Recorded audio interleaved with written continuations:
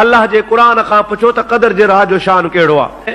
ऐं मुंहिंजा प्यारा हबीब करीम सल्लल्लाहु अलैहि वसल्लम तू दुनिया खे चई ॿुधाए त जेको इज्जत ऐं शान मान वारो अल्लाह जो कुरान आहे, रब करीम जे ज़ात बाबरकात पाक कुरान मजीद खे लो महफूज़ तां जॾहिं लाहिण जो इरादो फरमायो, रब करीम जी ज़ात बाबरकात फरमाए तो मुंहिंजी तमन्ना हुई, मुंहिंजी रब जी ख्वाहिश हुई, अल्लाह ताला जे ज़ात जो इरादो हो त इन कुरान इज्जत ऐं अज़मत वारे कुरान खे अहिड़ी रात में नाज़िल कयां जेका सभिनी रातुनि में इज्जत वारी हुजे।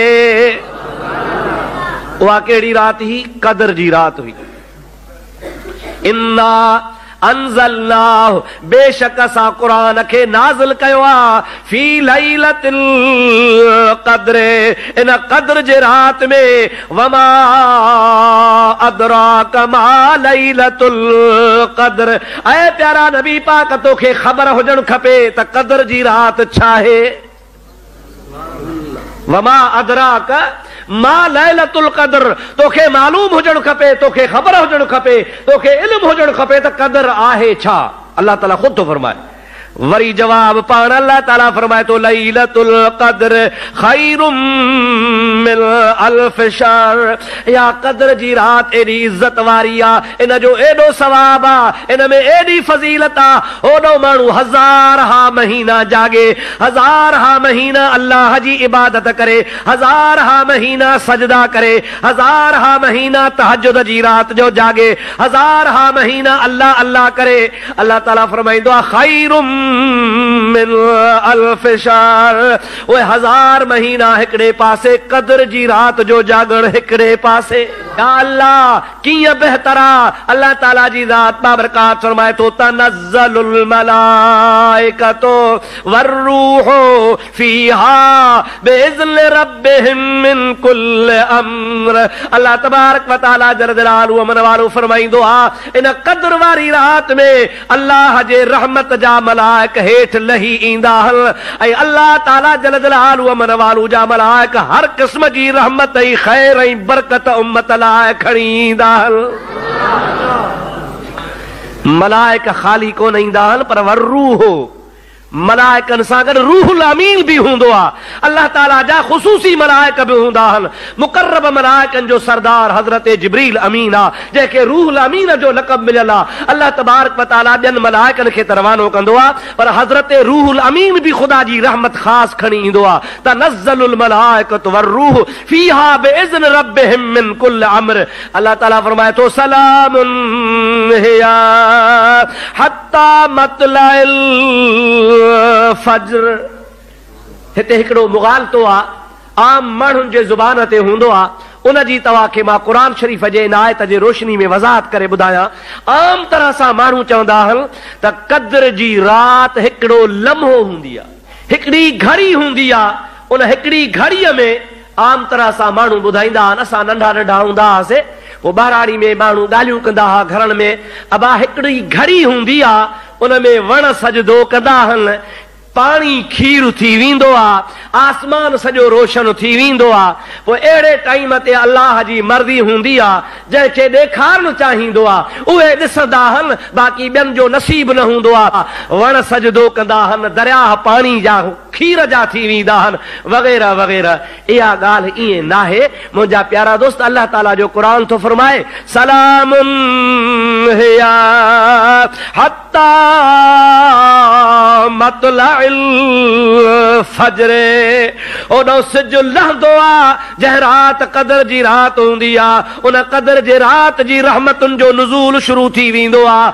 सिज लहण खां वठी करे वेंदे रोज़े रखण जे आख़िरी टाइम ताईं, हत्ता मतलइल फज्र, जेसी ताईं फज्र जो तुलू न थींदो आहे, सुबुह सादिक न थींदो आहे, इहा सारी रात अल्लाह तबारक व तआला जल जलालहु अमन वालो जे रहमत जी पालोट पई हलंदी आहे। हबीबन करीमन जी ज़ात बाबरकात खां हिकिड़ो सहाबी सवाल थो करे, या रसूल अल्लाह, क़द्र जे रात जे जागण जो सवाब उन शख्स खे मिलंदो जेको मग़रिब खां वठी करे फजर ताईं जागे, या आधी रात खां बाद जागे, या रात जो कुछ हिस्सो जागे, कंहिंखे सवाब मिलंदो? हबीबन करीमन सल्लल्लाहु अलैहि वसल्लम जी ज़ात बाबरकात इरशाद फरमायो, मां तव्हां खे ॿुधाए थो छॾियां, जेको शख़्स भली हिकिड़ी घड़ी क़द्र जे रात जागंदो, उनखे बि अल्लाह तबारक व तआला क़द्र जे रात जेतिरो सवाब अता फरमाईंदो। ब नफ़िल पढ़िया अथई, 4 नफ़िल पढ़िया अथई, 100 दुरूद पढ़ियो अथई, क़ुरान पाक जे हिकिड़े पारे जी तिलावत कई अथई, 2-3 नफ़िल पढ़िया अथई। रब करीम जी ज़ात बाबरकात जो हबीब पाक फरमाए थो, अल्लाह ताला वटि खोटी कान हूंदी आहे, उन थोरे अमल वारे खे बि अल्लाह ताला जी ज़ात बाबरकात क़द्र जे रात जो सवाब अता फरमाईंदो आहे। बाने खे खपे त अल्लाह जे रहमत में उम्मीदवार रहे, ना उम्मीदी मायूसी कुफ्र।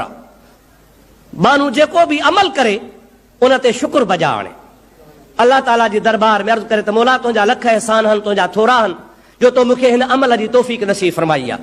थोरो या घणो थोरो न आहे। सरकार फरमाईंदा आहिनि त तव्हां कंहिं बि नेकीअ जे कम खे थोरो सम्झी छॾे न ॾियो। मता चओ नंढड़ो आहे, ठहियो छा कंदासीं, नंढड़ो कमु आहे। पाण फरमाइनि था न, इहो नंढो नेकीअ जो कमु बि कर, इन जे लाइ त इहो नंढो नेकीअ जो कमु थी सघे थो तुंहिंजा बेड़ा पार करे छॾे। वरी पाण फरमाइनि था त गुनाह खे नंढड़ो सम्झी छॾे न ॾे। ठहियो नंढड़ो गुनाह वा करे थो छॾियां, छा आहे बसि नंढड़ो गुनाह वा, मिड़ई रसा कूड़ थो हणी छॾियां, मिड़ई हिक जा 5 रुपया किरियार खणी 5 रुपए अलाए प्यार खे विझ खीसे में, पर उहो हक़ मिड़ई थोरो नंढड़ो आहे, थोरो आहे। साईं फरमाइनि था त न, नंढड़ो गुनाह नंढड़ो न आहे। छाजे करे त नंढड़ी चिणग बाहि जी नंढड़ी हूंदी आहे, पर ख़ुदा पियो ख़ैर करे जेकॾहिं ॻोठ में पए त ॻोठनि जा ॻोठ साड़े छॾींदी आहे। त नबी साईं फरमाए था, उहो नंढड़ो गुनाह बि नंढो सम्झी मता कयो थी सघे थो इहो नंढड़ो गुनाह जेके तो नंढो सम्झो आहे, इहो तोखे जहन्नम जे बाहि ॾे वठी वञे। नंढी नेकी बि कर, नंढे गुनाह खां बि डर, उन खां परे भॼ। अल्लाह ताला जे ज़ात बाबरकात जेकॾहिं कंहिं ते राज़ी थींदो आहे त शान वारी रात आहे, इहा उहा बरकत वारी रात आहे जो हिकिड़ी रात हज़ारनि महीननि खां भली आहे। 1000 हा महीना हिकिड़े पासे, इहा हिकिड़ी रात हिकिड़े पासे, इहा अल्हम्दुलिल्लाह हिन भलारे पाक अलैहिस्सलाम फरमायो आहे, मुंहिंजा महबूब तुंहिंजा उम्मती जागल, ॻोल्हनि तलाश कनि, मां अल्लाह जे रहमत में उम्मीदवार थी करे अल्लाह पाक जी इबादत कंदा, तो हिकिड़ी रात जागण वारी मां रब करीम खे 1000 महीननि जेतिरो सवाब अता फरमाईंदो आहे। जंहिंमहिल सरकारे दो आलम सल्लल्लाहु अलैहि वसल्लम खे मेराज ते वेंदे उन मलाइकनि जे आॾो अल्लाह पाक जे तरफ़ खां इहा बशारत मिली त मूंखे हिकिड़ी रात अहिड़ी मिली आहे त मुंहिंजो महबूब पाक अलैहिस्सलाम एतिरा ख़ुशि था जो मुस्तफ़ा जो चेहरो पाक गुलाब जे गुल वांगुरु टिड़ी पियो आहे।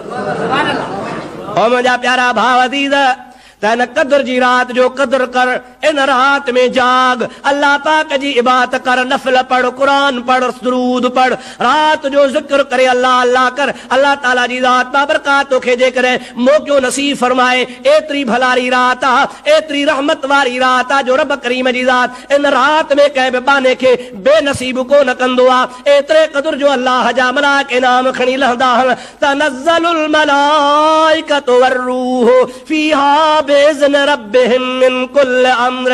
इन जे लाइ तफ़सीरन लिखियो आहे, इन जे तशरीह में मुंहिंजा प्यारा दोस्तो आलमन लिखियो आहे त इन रात जे अंदरि बानो अल्लाह पाक जी ज़ात बाबरकात खां जहिड़े बि मतिलब जी दुआ घुरंदो आहे, ख़ुदा ताला जा मलाइक दफ़्तर खयो बीठा हूंदा आहिनि, फजर ताईं सुबुह ताईं जेका बि दुआ घुरंदो वेंदो आहे सो क़बूलियत जी जाइ ते लिखंदा वेंदा आहिनि। बेनसीब वारो न थींदो आहे। मुंहिंजा भाउ, हर शब कद्र कदरस्त अगर कद्र ऊ बदानी। बुजुर्ग त चवंदा आहिनि, ऐं नबी जा उम्मती, तूं रमज़ान जो छो थो इंतज़ार करीं, तूं कद्र जे रात जो छो थो इंतज़ार करीं। हर रात जाग तुंहिंजे लाइ, हर रात कद्र जी रात आहे। अल्लाह जा वली विलायत जे दर्जे ते कीअं पहुता जो उन्हनि हर रात खे कद्र जी रात सम्झो। सारी रात सुबहान जागी जन याद कयो, उन्हनि जी अब्दुल लतीफ चवे मिटीअ बि लधो माल, वो कोड़े चन कुर्बान अचो आसन तन जे। अल्लाह जा वली त चवंदा त 12 ही महीना असांजे लाइ क़द्र जी रात नाहे, बल्कि 12 ही महीना हर रात असांजे लाइ क़द्र जी रात आहे। 12 महीना केरु इंतज़ार करे पानो जंहिं महिल बि जागी पंहिंजे रब जे दरबार जे हुज़ूर में हाज़िरी भरींदो आहे त ख़ुदा ताला बाने खे मायूस कोन कंदो आहे, बाने जूं ख़ुदा झोलियूं भरे रवानो फरमाईंदो आहे। असां मुस्लमान अल्हम्दुलिल्लाह वॾनि ॾिहाड़नि ते सुठनि ॾिहाड़नि ते ख़ुसूसन एहतमाम सां ईंदा आहियूं। रमज़ान शरीफ़ में अल्हम्दुलिल्लाह मस्जिदूं भरियूं पयूं आहिनि, जुम्मनि जी रौनक अॻे खां वधी थी वञे, पर वरी ईअं यार न थिए जो रमज़ान गुज़रे ईद पढ़ी वरी लटा वेढ़े साॻो रखी छॾी दरीअ जे हवाले करे त 12 महीने वरी इहे कपिड़ा नमाज़ वारा पाईंदासीं वरी छुटी। ईअं न आहे, इहा ख़ुदा जी नेमत असां तुंहिंजे लाइ सदाईं खुली पई आहे ऐं ख़बर न आहे त रमज़ान शरीफ़ खां पोइ पाण हुजूं या न हुजूं। पंहिंजी ज़िंदगीअ खे गनीमत शुमार कयो, पंहिंजे हिकिड़े हिकिड़े ॾिहाड़े खे गनीमत समझी पंहिंजे रब जे इबादत में मशगूल रहो ऐं हमेशा हमेशा जीअं एहतमाम सां जुमनि ते अचो था त 12 महीना बाक़ी बि जुमा ईअं अदा कयो, नमाज़ूं 5 वक़्त ईअं अदा कयो, अल्लाह पाक जी इबादत में मसरूफ़ रहो। जीअं पंहिंजे पाण खे पाक साफ़ रमज़ान जे महीने में रखो था, ईअं हमेशा हमेशा पाण खे पाक साफ़ रखो। मुंहिंजा प्यारा दोस्त अज़ीज़, यकीनन ख़ुदा ताला तव्हांजो असांजो अजर वधाए छॾींदो ऐं रब जी ज़ात बाबरकात जी रहमत हमेशा बाने सां शामिल हाल हूंदी। गफ़लत न बनायो, रमज़ान गुज़री वञे ऐं ईअं न थिए जो वरी तव्हां खां रमज़ान जूं रहमतूं ऐं नेमतूं विसरी वञनि। इहा जेका तव्हां इबादत जी इमारत खड़ी कई आहे, इहा हमेशा सलामत हुजे, इन खे हमेशा नज़र में रखी ख़ुदा जी ज़ात बाबरकात इबादत में मशगूल रहो। यकीनन ख़ुदा ताला जी ज़ात बाबरकात तव्हां असांजे मथां रहमतूं नाज़िल फरमाईंदो।